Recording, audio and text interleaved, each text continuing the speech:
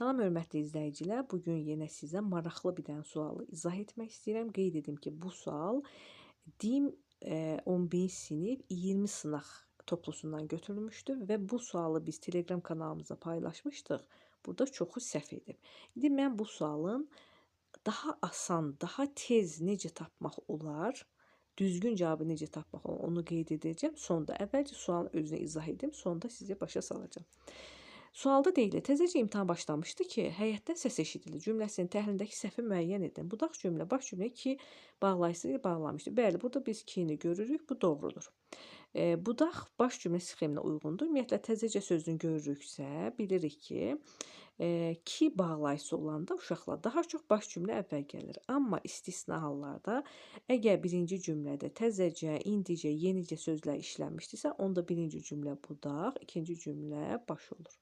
Ona görə 2 də, yəni B bəndi də doğrudur. Həm baş, həm də budaq cümlənin xəbəri keçmiş zamandadır.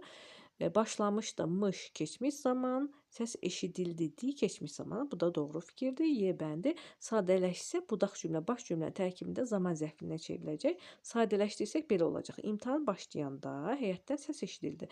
Burada imtahan başlayanda olacaqdı zaman zərfliyi və baş cümlənin tərkibində olacaqdı. Bu da doğru fikirdir. D bəndi baş cümləsi müəyyən şəxslə, budaq cümləsi qeyri-müəyyən şəxsi cümlədir. Baş cümləyə baxırıq. Nə etdi? Eşidildi, nə səs. Müəyyən şəxsi cümlədir. Lakin budaq cümləsidir, qeyri-müəyyən şəxsi cümlədir. İndi bizim necə tez tapa bilərik? Digər cavablar oxumadan da necə tapa bilərik? Onu sizə qeyd edim uşaqlar. Ümumiyyətlə biz bilirik ki, qeyri-müəyyən şəxsi cümlələr xəbərini neçən şəxsdə olur? Üçüncü şəxsin cəmində.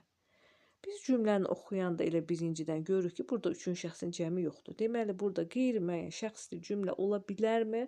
Təbii ki, yox. Ona görə cavabımız D bəndi, yəni asanlıqla bu sualın cavabını tapa bilərsiniz. Təbii ki, qeyri-müəyyən şəxsi cümlələri qaydasını bilirsinizsə. Sağ olun.